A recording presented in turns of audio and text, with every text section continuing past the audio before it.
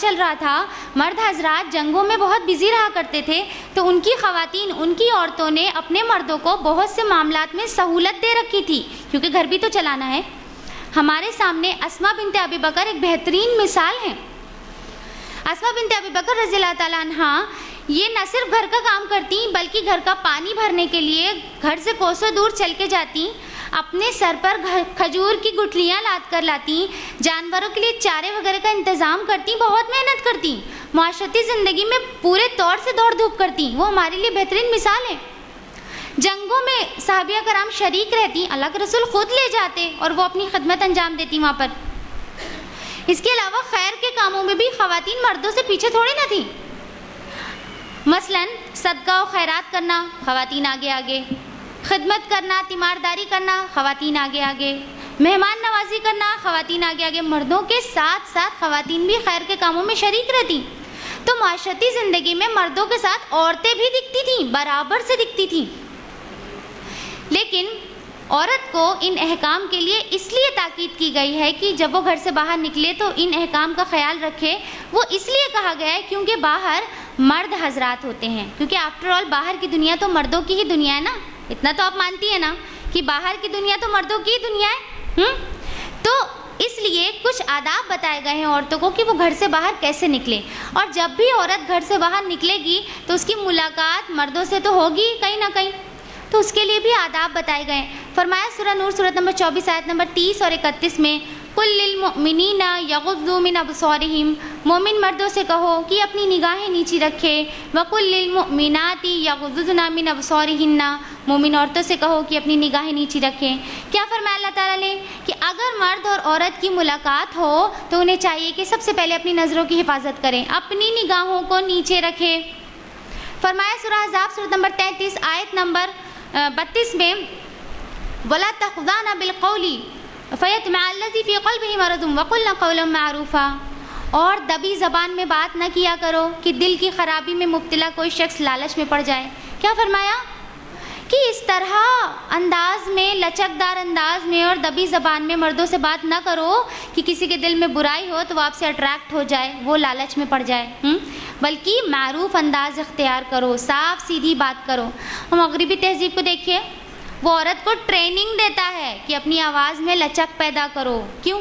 کیونکہ اس سے ان کی جیبیں گرم ہو رہی ہیں نا، ان کی جیبیں گرم ہو رہی ہیں۔ آپ نے سنا ہوگا کال سینٹرز میں جو لڑکیاں بات کرتی ہیں وہ کتنے میٹھے انداز میں بات کرتی ہیں، ہے نا؟ آپ ان کو ڈانٹ بھی دیجئے تبھی وہ نہیں میم یہ نہیں میم وہ، بہت میٹھے انداز میں آپ سے بات کریں گی۔ انہیں ٹریننگ دی جاتی ہے کہ کسٹمر کو مٹھاس سے ڈیل کرو، اپنی آواز کو اور شوخ بناؤ اور اچھا بناؤ۔ سیلز گرلز ہوتی ہیں، اپنے ذرا سے پروڈکٹس کو بیچنے کے لیے وہ کیا کرتی ہیں، کس طرح گفتگو کرتی ہیں، اتنے میٹھے انداز میں کہ اب اس کا پروڈکٹ بک ہی جائے۔ اس کے علاوہ آپ دیکھیے اکثر ریسیپشن کاؤنٹر پہ بنی سوری خوبصورت بہترین انداز میں بات کرتی ہوئے ایک ریسیپشنسٹ آپ کو مل جائے گی۔ یہ مغربی تہذیب کی چال ہے، عورت کی خوبصورتی اور جو اللہ نے اس کی خوبصورت آواز بنائی ہے اس سے فائدہ اٹھا رہے ہیں اور اپنی جیبیں گرم کر رہے ہیں۔ یہ مغربی تہذیب کی دین ہے، عورت کو سکھا رہے ہیں، ٹریننگ دے رہے ہیں۔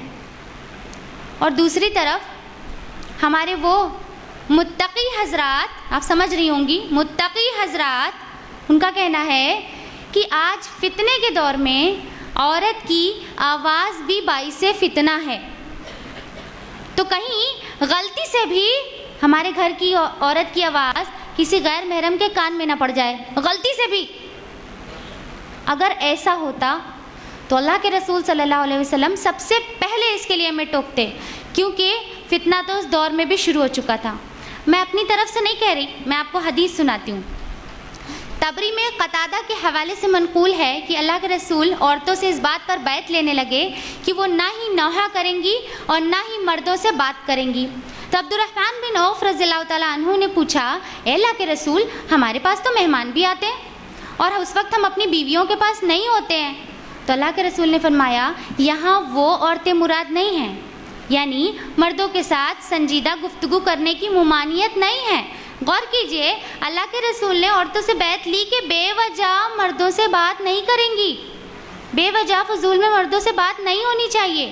عبد الرحمن بن عوف رضی اللہ تعالیٰ عنہ نے بڑا ہی پریکٹیکل سوال کیا انہیں لگ رہا تھا کہ کچھ پرابلمس آئیں گی. انہوں نے بہت ہی پریکٹیکل سوال کیا, اے اللہ کے رسول بہت بار ایسا ہوتا ہے کہ بھائی سامنا ہو جاتا ہے, بات کرنی پڑ جاتی ہے ضرورت کی, تو اللہ کے رسول ہم ہر وقت اپنی بیویوں کے ساتھ تو ہوتے نہیں کہ بھائی وہ ان سے انٹریکٹ ہو جائیں. بہت ہی پریکٹیکل سوال کیا, اللہ کے رسول نے آسانی دی انٹریکٹ ہو جائیں. بہت ہی پریکٹیکل سوال کیا, اللہ کے رسول نے آسانی دی. فرمایا یہاں وہ عورتیں مراد نہیں ہیں. کہنے کا مطلب کہ بے وجہ ہنسی مذاق کرتے ہوئے بات نہیں ہونی چاہیے. بے وجہ کی گفتگو, بالکل ہبلی ببلی سٹائل اور ہنسنا بولنا, یہ تمام چیزیں ممنوع ہیں, گنہگار کرنے والی ہیں ہم کو. یہ نہیں ہونا چاہیے. جیسے کہ آج ہم دیکھتے ہیں ہماری خواتین کو, اگر وہ روشن باغ یا چوک وغیرہ میں مارکیٹنگ کرنے جاتی ہیں تو مردوں سے, دکانداروں سے کس طرح بات کرتی ہیں ہم دیکھتے ہیں, اپنی آنکھوں سے دیکھتے ہیں. ایسا لگتا ہے گویا وہ ان کے سگے بھائی ہوں. اس طرح ہنسی مذاق ہوتی ہے. یہ اسلام میں منع ہے, قطعی منع ہے. کیا فرمایا اللہ کے رسول نے؟ سنجیدہ گفتگو کی ممانعت نہیں ہے, یعنی ضرورت پڑنے پر معروف انداز میں, سیدھے انداز میں آپ غیر محرم مردوں سے بات کر سکتی ہیں ضرورت پڑنے پر. صحابیہ کرام نبی اکرم صلی اللہ علیہ وسلم سے سوال کرنے آیا کرتی. بعض اوقات ان کے شوہر خود اپنی بیویوں کو بھیجتے کہ تم جاؤ اور سوال کر کے آؤ, اور آتی خواتین سوال کرتی. صحیح مسلم میں درج ہے, صحیح مسلم کتاب الصیام جلد نمبر 3 صفحہ نمبر 128, ام الفضل بنت حارث رضی اللہ تعالیٰ عنہ روایت کرتی ہیں کہ عرفہ کے دن ان کے پاس کچھ لوگ تھے جو نبی اکرم صلی اللہ علیہ وسلم کے روزے کے تعلق سے بحث کرنے لگے. کچھ نے کہا کہ آپ روزے سے ہیں اور کچھ نے کہا کہ آپ روزے سے نہیں ہیں. تو ام الفضل بنت حارث رضی اللہ تعالیٰ عنہ نے کیا کیا, انہوں نے ایک دودھ کا پیالہ نبی اکرم صلی اللہ علیہ وسلم کی خدمت میں پیش کیا اور اللہ کے رسول نے دودھ پی لیا. تو اس سے پتہ چلا کہ وہاں مردوں اور عورتوں کے بیچ بات ہو رہی تھی. حافظ ابن حجر رحمۃ اللہ علیہ فرماتے ہیں کہ اس حدیث سے کچھ مفید باتیں پتہ چلتی ہیں. مثلاً یہ کہ کسی علمی مسئلے پر مردوں اور عورتوں کے درمیان گفتگو درست ہے. صحیح مسلم میں درج ہے, صحیح مسلم کتاب اللباس و زینت جلد نمبر 5 صفحہ نمبر 334, حضرت عبداللہ ابن مسعود رضی اللہ تعالیٰ عنہ نے کہا کہ گودنے والی, گدوانے والی, بھووں کو اکھاڑنے والی, حسن کو خراب کرنے والی, اللہ کی تخلیق میں تبدیلی کرنے والی عورتوں پر اللہ کی لعنت ہو. تو بنو اسد کی ایک عورت نے حضرت عبداللہ ابن مسعود سے بحث کیا, جراح کیا, اور پھر جب وہ صحیح بات کو پا گئی تو اس نے اپنی غلطی کو تسلیم کیا. خیر, تو اس سے پتہ چلتا ہے کہ وہاں بات چیت ہو رہی تھی. صرف اتنا ہی نہیں بلکہ تمیم الداری فرماتے ہیں کہ عمرو بن عاص رضی اللہ تعالیٰ عنہ علی بن ابی طالب رضی اللہ تعالیٰ عنہ کے گھر گئے. وہاں حضرت علی موجود نہیں تھے, وہ واپس آ گئے. وہ پھر گئے, پھر حضرت علی موجود نہیں تھے, وہ واپس آ گئے. جب حضرت علی کی ملاقات عمرو بن عاص رضی اللہ تعالیٰ عنہ سے ہوئی تو انہوں نے بڑے حیرت سے پوچھا کہ ارے اگر آپ کو میری بیوی سے کچھ کام تھا تو آپ ان کے پاس چلے جاتے. تو انہوں نے کہا, عمرو بن عاص رضی اللہ تعالیٰ عنہ نے کہا کہ نہیں, ہمیں اس بات کا حکم دیا گیا ہے کہ ہم کسی بھی عورت کے پاس اس کی شوہر کی اجازت سے ہی جائیں.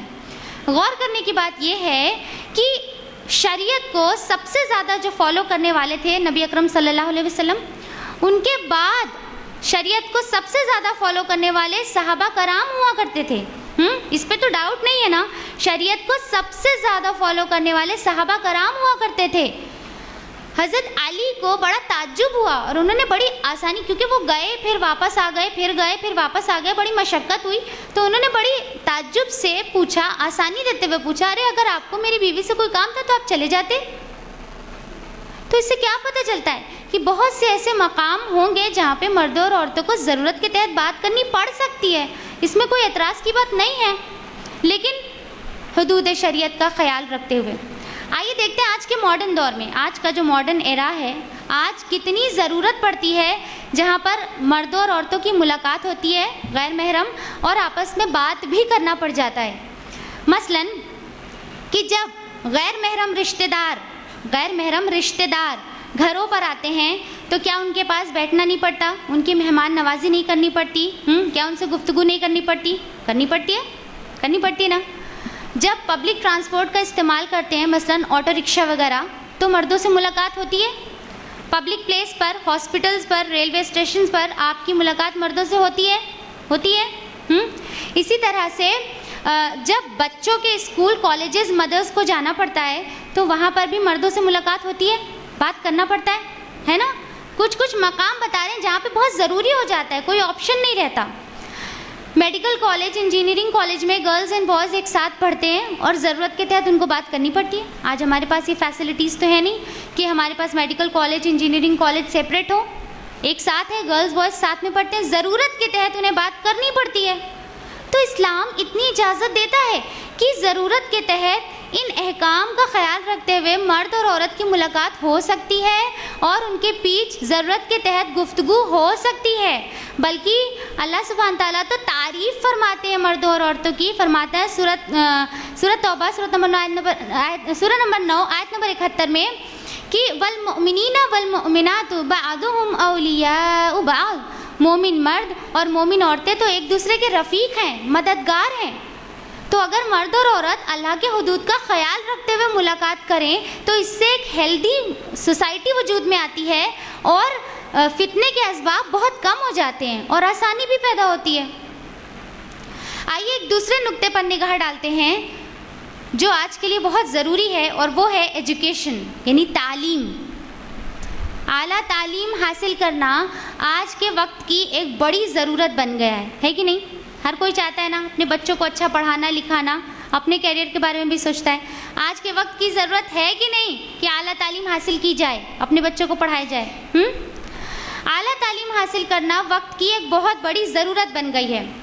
لیکن اسی اعلیٰ تعلیم حاصل کرنے کی ہوڑ میں آج ہمارے والدین آنکھ بند کر کے اپنے بچوں کو کرسچن مشنری اسکول میں داخل کرا دیتے نا. وہ فلوئنٹ انگلش تو ضرور بولنے لگتے ہیں, لیکن ان کے اخلاق کی ایسی کی تیسی ہو جاتی ہے. جب لڑکیاں ایسے اسکول سے پڑھ کے نکلتی ہیں تو ان کے اندر کیا رہتا ہے؟ بد اخلاقی, بد مزاجی, بدتمیزی, بد زبانی, انا, خود غرضی, یہ تمام چیزیں ہماری لڑکیوں میں پیدا ہو جاتی ہیں. اور والدین بڑی آنکھ بند کر کے لڑکیوں کو پڑھنے کے لیے باہر بھیج دیتے ہیں. وہ ہاسٹلز میں رہتی ہیں, لڑکوں سے ملتی جلتی ہیں, جب لوٹتی ہیں تو تعلیم کے ساتھ اور بھی بہت کچھ لے کے لوٹتی ہیں, بہت کچھ سیکھ کے لوٹتی ہیں, صرف اعلیٰ تعلیم حاصل کرنے کی ہوڑ میں. اور ایسی ہی لڑکیاں جب دوسرے گھر جاتی ہیں تو وہ ایک پڑھی لکھی مگر بد اخلاق بہو اور پڑھی لکھی مگر بد اخلاق بیوی ثابت ہوتی ہیں. بتائیے کہ نہیں ہوتا ہے؟ انگلش ضرور آتی رہے گی, صرف اعلیٰ تعلیم حاصل کرنے کی ہوڑ میں. جو تعلیم انسان کو انسان نہ بنا سکے وہ تعلیم ہی کیا. تو وہی بات ہو گئی کہ تعلیم اس کے جوہر ذاتی کو کھا گئی, آب حیات پی کے اسے موت آ گئی. ایسی تعلیم کس کام کی؟ اور دوسری طرف ہمارے وہ سو کالڈ دیندار گھرانے جو کہتے ہیں ایسا ہے کہ لڑکیاں پڑھ لکھ لیتی ہیں تو ان کی زبان چلنے لگتی ہے تو ان کو پڑھاتے ہی نہیں ہیں, پڑھانا ہی چھوڑ دیتے ہیں. کسی بھی ہندی میڈیم سرکاری اسکول سے ہائی اسکول انٹرمیڈیٹ کرا دیا اتنا کافی ہے. تھوڑی سی اردو کی سوجھ بوجھ ہو جائے, تھوڑا قرآن ناظرہ پڑھنا آ جائے, بس اتنا کافی ہے لڑکیوں کے لیے. اس سے زیادہ نہیں ہونا چاہیے ورنہ وہ سر اٹھانے لگیں گی. ارے دین کے ٹھیکیداروں میں سے کسی نے تو یہ بھی کہا ہے کہ ایک جاہل عورت اپنے حقوق سے ناواقف رہتی ہے اس لیے مطمئن رہتی ہے. اگر وہ تعلیم یافتہ ہو کر اپنے حقوق سے آگاہ ہو گئی تو اس کی زندگی عذاب بن جائے گی. ذرا سوچئے, تعلیم حاصل کر کے ناواقف رہتی, مطمئن رہتی ہے, اور اگر تعلیم یافتہ ہو جائے گی, اپنے حقوق سے آگاہ ہو جائے گی, اس لیے اس کو حقوق بتاؤ ہی مت, کہیں پتہ نہ چل جائے اس کو. اور عالم اسلام کے بڑے بڑے مبلغوں میں سے کسی نے اپنی کتاب جو بڑی معروف ہے اس میں یہ بھی لکھا ہے کہ عورت مرد کی بے انتہا تابعدار ہو, بیوی شوہر کی اتنی تابعدار ہو کہ اگر شوہر دن کو رات کہے تو عورت کو بھی چاہیے کہ دن کو رات کہنے لگے. سوچے ہی نہ کہ دن ہے کہ رات ہے, اگر شوہر کہہ رہا ہے دن کو رات تو عورت کو بھی چاہیے کہ دن کو رات کہے. ذرا سوچئے کہ اگر عورت اپنی عقل سے سوچنا بھی چھوڑ دے فیصلہ لینا بھی چھوڑ دے تو ایک ایسی کم عقل، ایک ایسی ناقص العقل بے شعور مخلوق وجود میں آتی ہے کہ وہ کوئی فیصلہ بھی اپنے سے نہیں لے سکتی۔